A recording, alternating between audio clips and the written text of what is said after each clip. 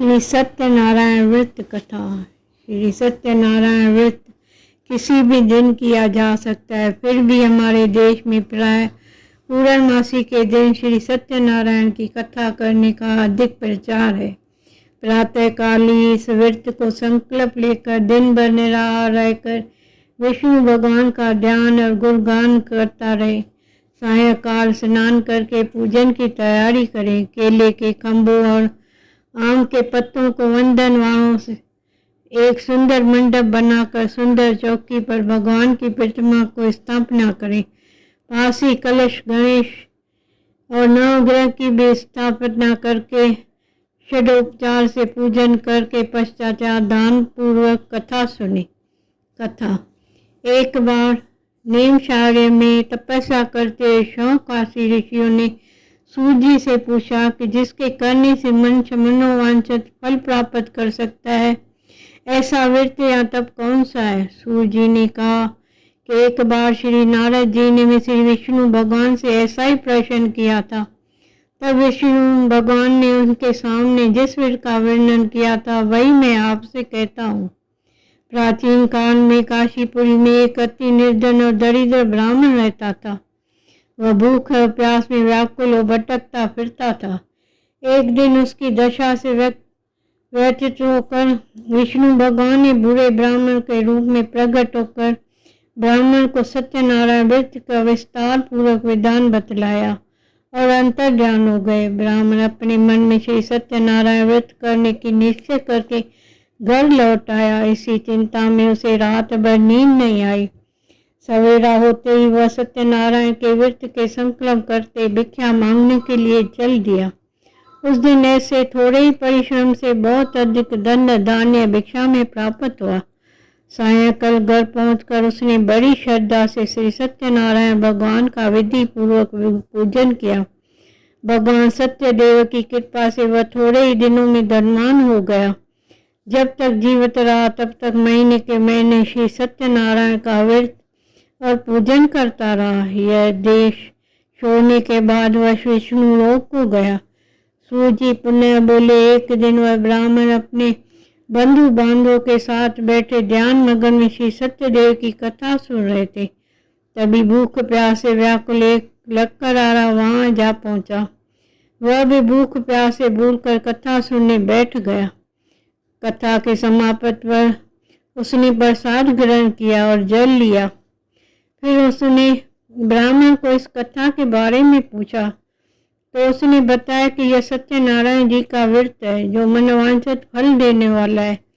पहले मैं बहुत दरिद्र था। इस व्रत के प्रभाव से ही मुझे यह सब वैभव प्राप्त हुआ है। यह सुनकर लक्करारा बहुत प्रसन्न हुआ और मन ही मन श्री सत्यनारायण के व्रत और पूजन का निश्चय करता हुआ लकड़ी बेचने के लिए बाजार की ओर चल पड़ा। उसी दिन लक्करारे को 2 लकड़ियों से दुगना दाम मिला। उन्हीं पैसों से उसने केले, दूध, दही आदि पूजन का सामग्री खरीद ली और घर चला गया। घर पहुंचकर उसने अपने कुटुंबियों पड़ोसियों को बुलाकर विधि पूर्वक सत्यनारायण स्वामी का पूजन किया। सत्यनारायण की कृपा से वह थोड़े ही दिनों में संपन्न हो गया। सूर्य जी ने फिर कहा कि प्राचीन काल में अलकामुख नाम का एक राजा हो गया है।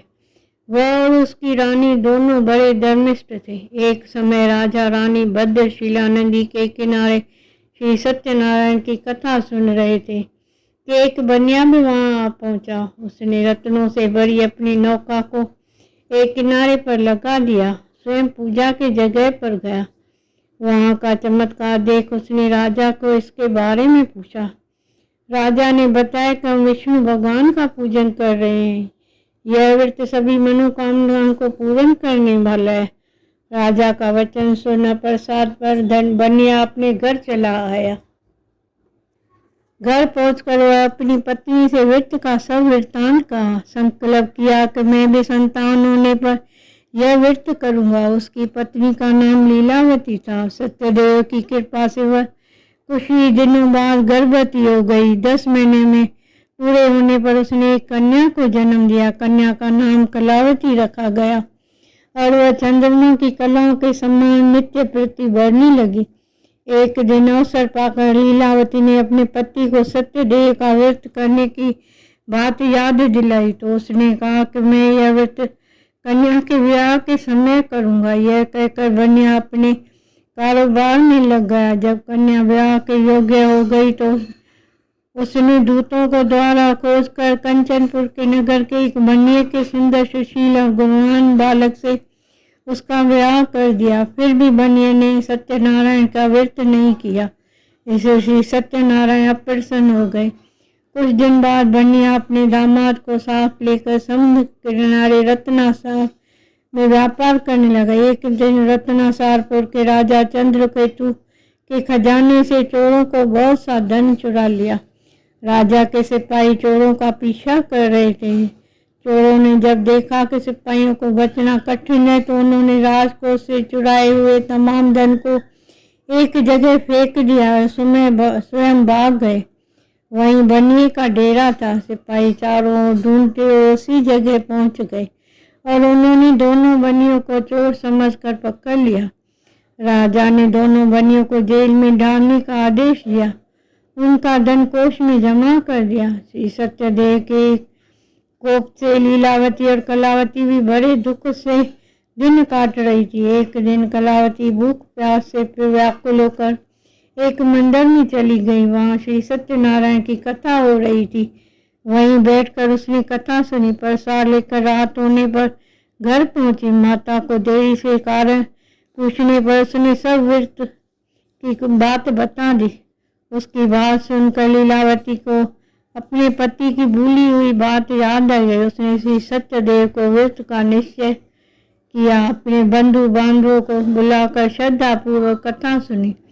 विनम्र भाव से आरती होकर प्रार्थना करके मेरे पति ने संकल्प करके जो आपका व्रत नहीं किया उसी से आप अप्रसन्न हुए। अब कृपा करके उसका अपराध क्षमा करें। लीलावती की प्रार्थना से ही श्री सत्यदेव प्रसन्न हो गए। उसी रात्रि में श्री सत्यदेव ने राजा चंद्रकेतु के स्वप्न में दर्शन देकर कहा कि प्रातः काल होते ही दोनों बनियों को जेल से छोड़ दो। उनका सभी धन उन्हें लौटा दो, वरना पुत्र पौत्र समेत तुम्हारा राज नष्ट हो जाएगा। इतना कहकर सत्यदेव तो अंतर्ध्यान हो गए। राजा ने भी सवेरा होते ही दोनों बनियों को मुक्त का आदेश दिया और साथ ही उसका धन उन्हें लौटा दिया। बहुत सम्मान पूर्वक उन्हें विदा किया। दोनों बनिए अनदित हो अपनी नौका लेकर घर की ओर चल दी। तभी श्री सत्यनारायण भगवान सन्यासी के वेश में उनके समीप आए और बोले कि तुम्हारी नौका में क्या है। बनिए ने हंसते हुए उत्तर दिया कि नौका में लता पत्रों के सिवा कुछ भी नहीं है।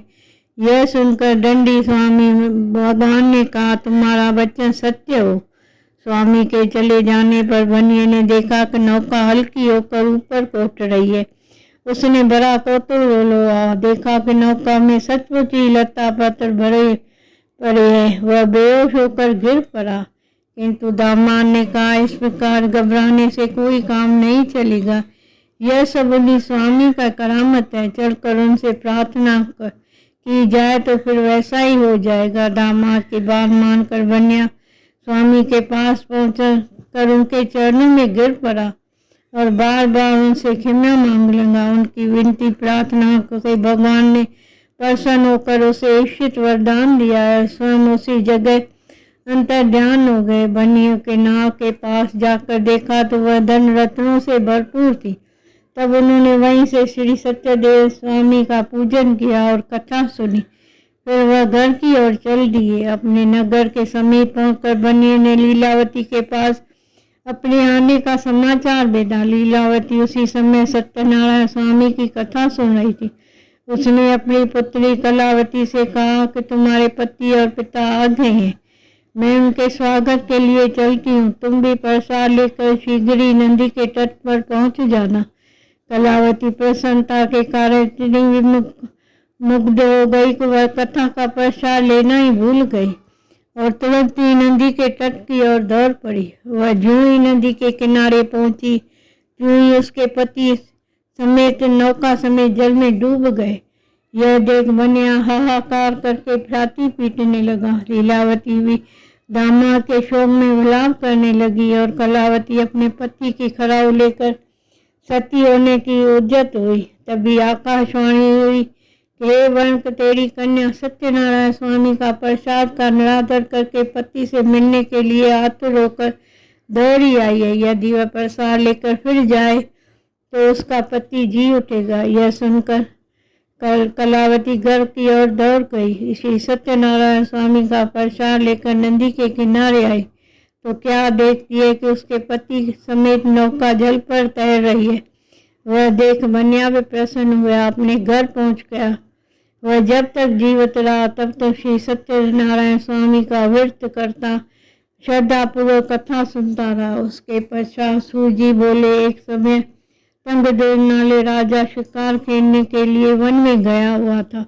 वहां उसने देखा कि एक बरगद के वृक्ष के नीचे बहुत से गोप ग्वाल इकट्ठे होकर श्री सत्यनारायण की कथा सुन रहे हैं। राजा ने तो सत्यनारायण स्वामी को नमस्कार किया, न पूजन के पास ही गया। गोपगण राजा को देखकर स्वयं प्रसाद लेकर उसके पास आए और प्रसाद राजा को सामने रख दिया। राजा ने प्रसाद को कुछ परवाह न की, महल की ओर चल दिया। राजद्वार पर पहुंचते ही राजा को मालूम हुआ कि उसके पुत्र पौत्र धन संपत्ति सब नष्ट हो गए। उसे वन की घटना स्मरण हो आई। उसने विचार किया कि ये श्री सब सत्यनारायण स्वामी के प्रसाद का निरादन करने का कारण ही मुझे यह दुख प्राप्त हुआ है। यह सुनकर राजा पुनः वन में दौड़ गया। सब गोप ग्वालों के साथ मिलकर श्रद्धा भक्ति के साथ श्री सत्यदेव का पूजन किया, प्रसाद ग्रहण किया। उसके बाद वह घर पर लौट आया तो उसके मृत पुत्र पौत्र सब जी उठे और नष्ट हुई संपत्ति से जूं को त्यों हो गई। तब से राजा जीवन पर समय समय पर श्री सत्यनारायण स्वामी का व्रत और पूजन करता रहा। ओम जय लक्ष्मी रमणा स्वामी, जय लक्ष्मी रमणा। सत्यनारायण स्वामी, सत्यनारायण स्वामी, जन पातक हरणा। ओम जय लक्ष्मी रमणा। रतन जरत सिंहासन, अद्भुत शबराजे स्वामी, अद्भुत शबराजे। नारद करत निरंजन, नारद करत निरंजन, घंटा धन बाज। ओम जय लक्ष्मी रमणा। प्रगट भये कलि कारण, दुज को दर्श दिया स्वामी, दुज को दर्श दियो। बूढ़ा ब्राह्मण बन के, बूढ़ा ब्राह्मण बन के, कंचन में लकियो। ओम जय लक्ष्मी रमणा। दुर्बल बील काट जिन पर कृपा करे स्वामी, जिन पर कृपा करे। चंद्र चूड़ राजा, चंद्र चूड़ राजा, जिनकी विपत्ति हरि। ओम जय लक्ष्मी रमणा। वैश्य मनोरथ पायो, शरदा तुझ दीनी स्वामी, शरदा तुझ दीनी। सो फल भोग्यो प्रभु जी, सो फल भोग्यो प्रभु, तिरोस्तत कीनी। ओम जय लक्ष्मी रमणा। भाव भक्ति के कारण शिन शिन रूप धर स्वामी, शिन शिन रूप धर्यो। शरदा दाती, शरदा दाती, इनका काज सरू। ओम जय लक्ष्मी रमणा। बाल बाल संग राजा, बन में भक्ति स्वामी, बन में भक्ति करे। मन वांछत जल जीव, मन वांछत जल जीव, दीन दयाल हरि। ओम जय लक्ष्मी रमणा। चरत प्रसाद सभायो, कदली फल मेव स्वामी, कदली फल मेवा। धूप दीप तुलसी से, धूप दीप तुलसी से, राजे सतदेवा। ओम जय लक्ष्मी रमण। सत्यनारायण जी की आरती जो कोई नर गावे, स्वामी जो कोई नर गावे, तन मन सुख संपत्ति आवे, मन वांछत फल पाए। ओम जय लक्ष्मी रमण। ओम जय लक्ष्मी रमण। जय लक्ष्मी।